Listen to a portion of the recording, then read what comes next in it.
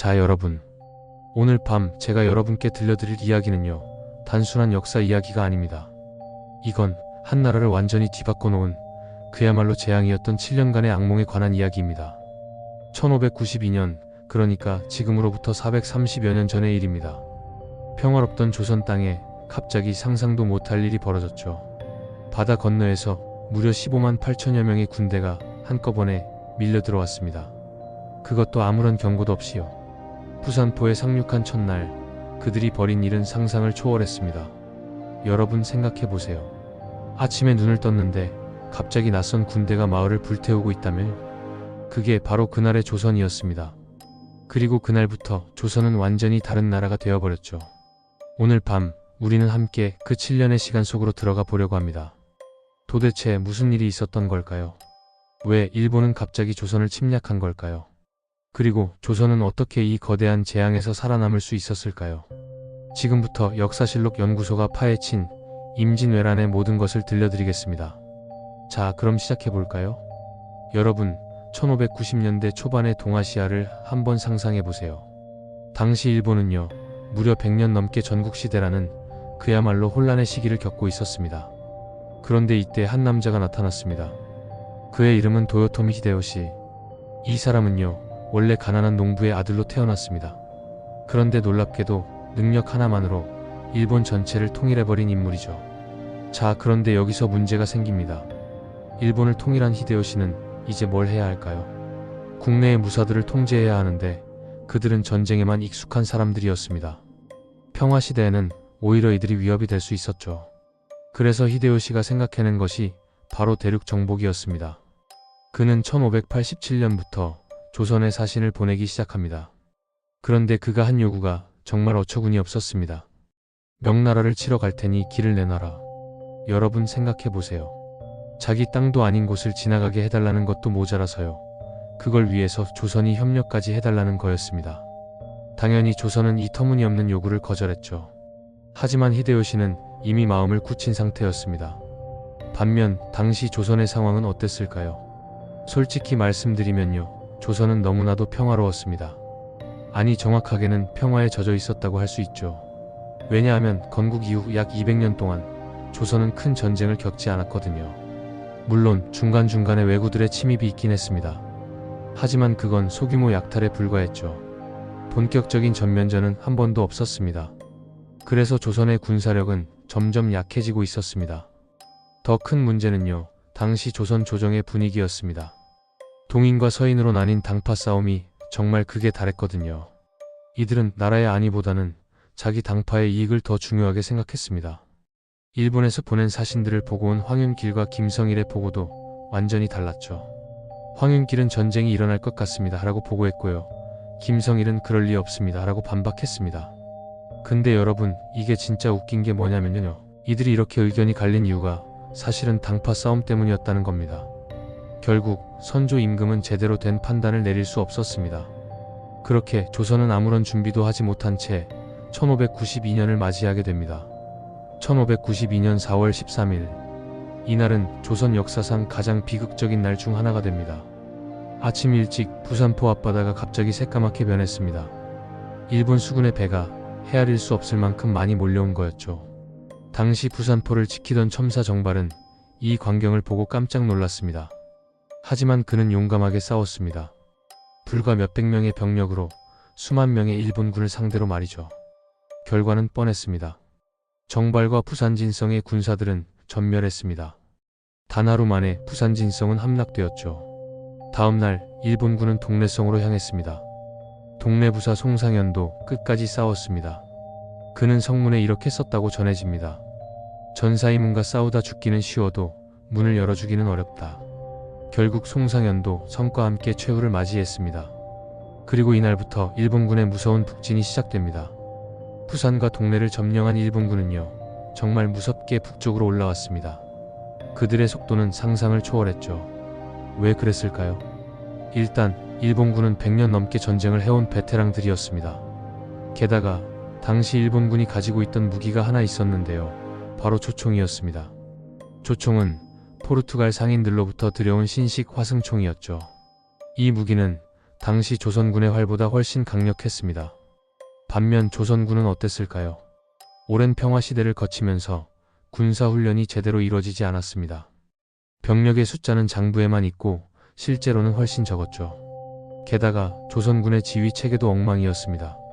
4월 24일 상주에서 첫 대규모 전투가 벌어졌습니다. 조선군을 이끈 건 순변사 이일이었습니다. 그는 약 8,000명의 병력을 이끌고 있었죠.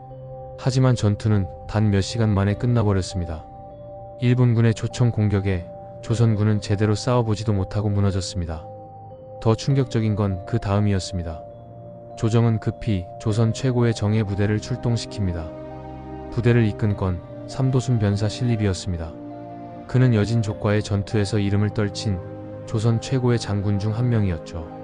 신립은 약 8,000명의 기병대를 이끌고 충주 탄금대로 향했습니다. 여기서 신립은 중대한 결정을 내립니다. 부하 장수들은 험한 산지에 진을 치자고 건의했습니다. 기병이 유리한 평지보다는 방어에 유리한 산지가 낫다는 거였죠.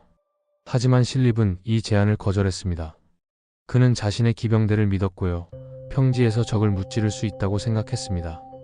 그런데 여러분, 이게 치명적인 실수였습니다. 4월 28일 전투가 시작되었습니다. 일본군은 조총 부대를 앞세워 공격했습니다. 조선군의 기병은 조총의 집중사격에 속수무책으로 당했죠. 게다가 일본군은 배수진을 친 조선군을 포위했습니다. 뒤로 물러날 곳이 없던 조선군은 강물로 떨어지거나 일본군의 칼에 쓰러졌습니다. 신립 장군도 끝까지 싸우다가 결국 강물에 몸을 던졌습니다. 이 전투에서 조선군 8,000명이 전멸했습니다. 한양까지는 이제 아무런 방어선도 남지 않았죠. 탄금대 전투 소식이 한양에 전해졌을 때요. 조정은 완전히 패닉에 빠졌습니다. 선조 임금은 즉시 피난을 결정했습니다.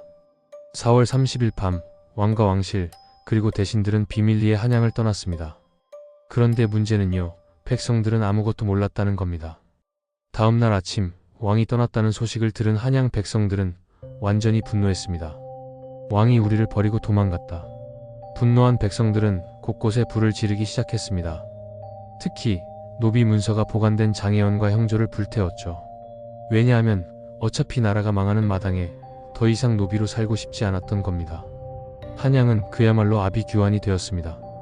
그리고 5월 3일 일본군이 한양에 입성했습니다. 전쟁 시작 20일 만의 일이었죠. 선조는 개성을 거쳐 평양으로 도망쳤습니다. 하지만 일본군은 멈추지 않았습니다. 6월 일본군은 평양성도 함락시켰습니다. 선조는 다시 의주까지 쫓겨났죠. 의주는 압록강 바로 앞이었습니다. 한반도를 거의 다 잃어버린 셈이었습니다.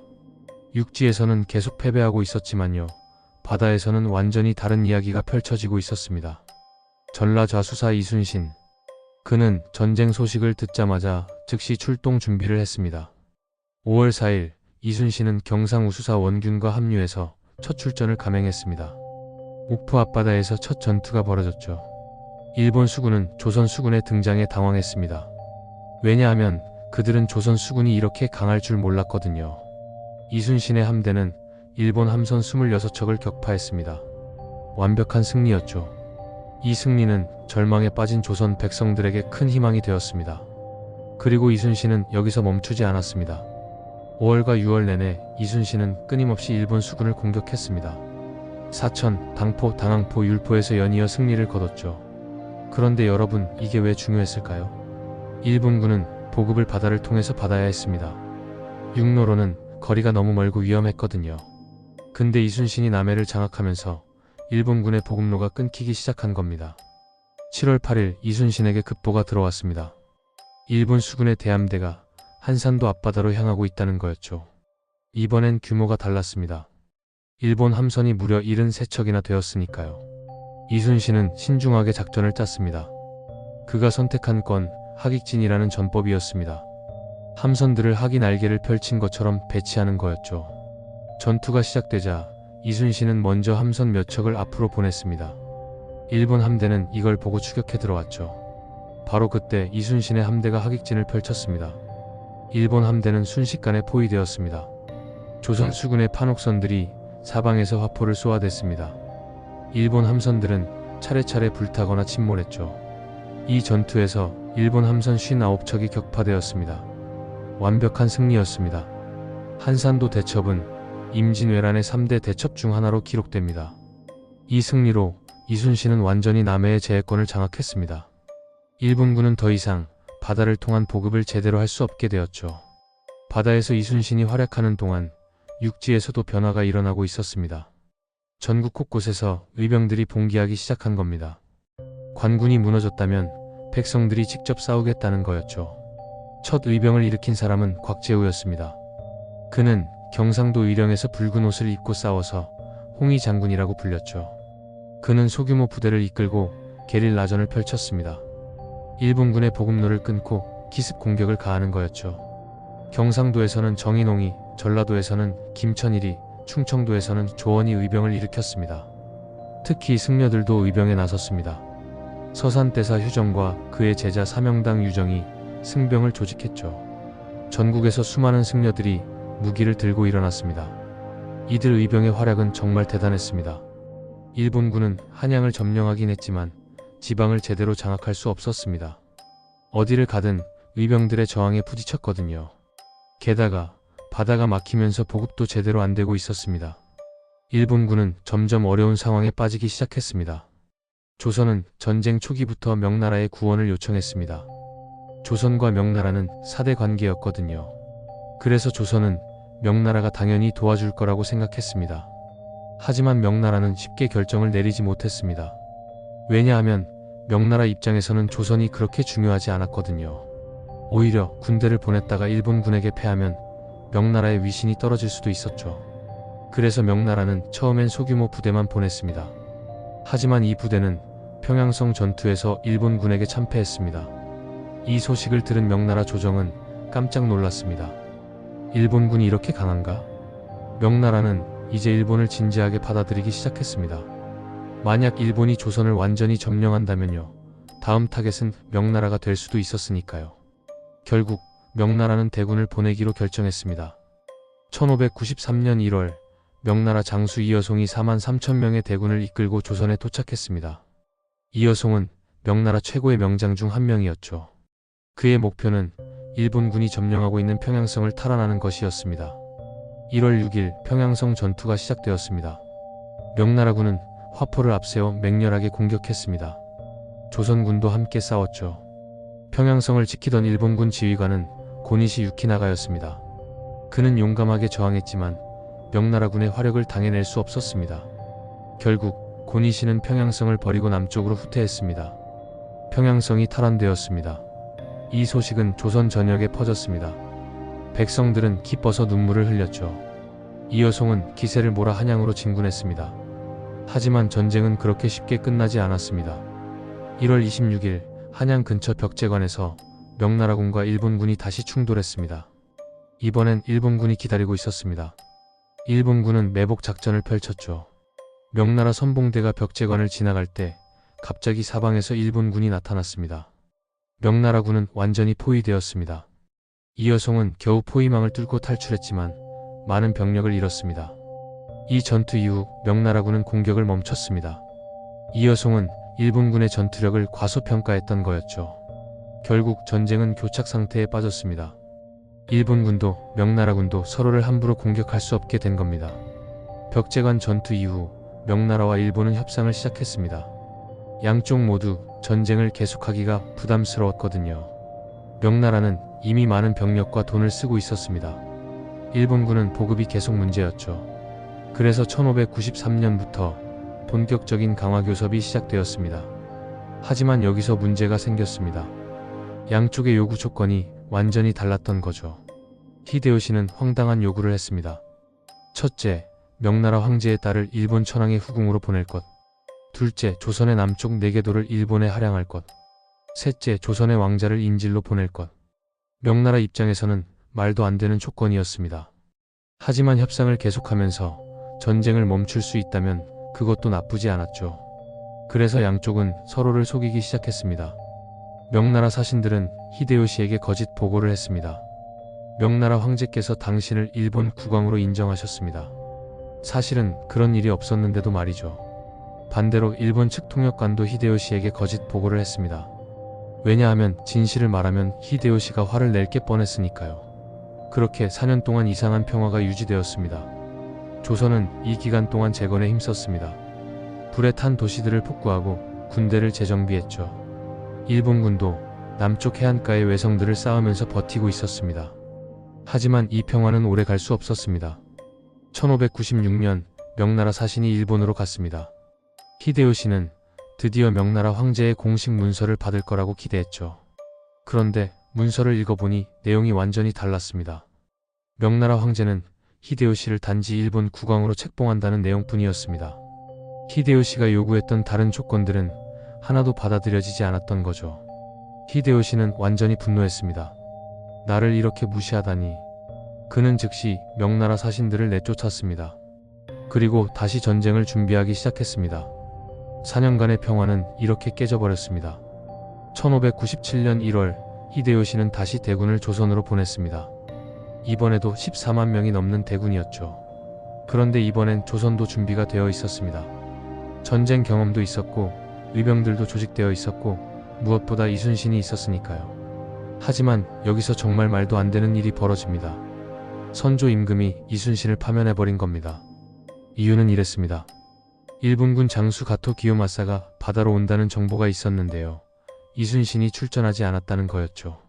하지만 이순신은 그게 적의 함정이라는 걸 알고 있었습니다. 만약 출전했다가 매복에 걸리면 조선 수군 전체가 위험해질 수 있었으니까요. 그런데 조정에서는 이순신이 명령을 어겼다며 문책했습니다.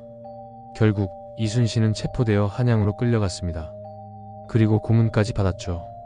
정말 말도 안 되는 일이었습니다. 이순신을 대신해서 원균이 삼도 수군 통제사가 되었습니다. 원균은 이순신을 늘 시기하던 인물이었죠. 그는 자신도 이순신처럼 큰 승리를 거둘 수 있다고 생각했습니다. 1597년 7월 14일 원균은 조정의 명령을 받고 출전했습니다. 하지만 원균의 작전은 무모했습니다. 그는 충분한 정찰도 하지 않고 일본군의 본거지로 쳐들어갔죠. 7월 16일 새벽 7천량 앞바다에서 일본 수군이 갑자기 나타났습니다. 조선 수군은 완전히 기습을 당했습니다. 원균은 제대로 대응도 못한 채 병력을 잃었습니다. 그 자신도 전투 중에 죽고 말았죠. 이 전투에서 조선 수군의 전선 대부분이 파괴되었습니다. 남은 배는 겨우 12척뿐이었습니다. 이순신이 4년 동안 쌓아 올린 수군이 단 하루 만에 무너진 겁니다. 조선은 다시 위기에 빠졌습니다. 조정은 그제서야 정신을 차렸습니다. 이순신이 아니면 안 된다. 사형까지 당할 뻔했던 이순신은 다시 삼도 수군 통제사로 임명되었습니다. 하지만 이순신에게 남은 건 겨우 12척의 배뿐이었습니다. 조정에서는 이렇게 말했습니다. 수군을 해체하고 육군과 합류하시오. 하지만 이순신은 거절했습니다. 그는 선조 임금에게 이렇게 장계를 올렸습니다. 지금 신에게 아직 전선 12척이 남아있습니다. 죽을 힘을 다해 싸운다면 능히 해볼 만합니다. 그리고 그는 마지막에 이렇게 썼죠. 신이 죽지 않는 한 적이 감히 우리를 업신여기지 못할 것입니다. 1597년 9월 16일 이날은 한국 해전사에서 가장 극적인 날로 기록됩니다. 일본 수군은 무려 133척의 전선을 이끌고 북상하고 있었습니다. 목표는 서해로 진출해서 조선의 보급로를 완전히 차단하는 것이었죠. 이순신에게는 전선 13척만 있었습니다. 그것도 전투 직전에 전라우수사 김옥추가 한 척을 가지고 와서 13척이 된 거였죠. 10배가 넘는 전력 차이. 상식적으로는 싸워서 이길 수 없는 전투였습니다. 하지만 이순신은 포기하지 않았습니다. 그는 명량해협을 선택했습니다. 명량해협은 울돌목이라고도 불렸는데요. 폭이 294m밖에 안 되는 좁은 바다였습니다. 게다가 물살이 정말 빨랐죠. 이순신은 바로 이 지형을 이용하기로 했습니다. 전투 전날 밤 이순신은 장수들을 모아놓고 말했습니다. 병법에 이르기를 반드시 죽고자 하면 살고 반드시 살고자 하면 죽는다고 했다. 한 사람이 길목을 지키면 1000명도 두렵게 할 수 있다. 그는 장수들을 독려했습니다. 하지만 장수들은 두려워했습니다. 13척으로 133척을 어떻게 막는단 말입니까? 일부 장수들은 도망칠 생각까지 했습니다. 그러자 이순신은 군법을 분명히 했습니다. 싸우다 죽는 건 나의 명이지만 도망치는 자는 군법으로 다스리겠다.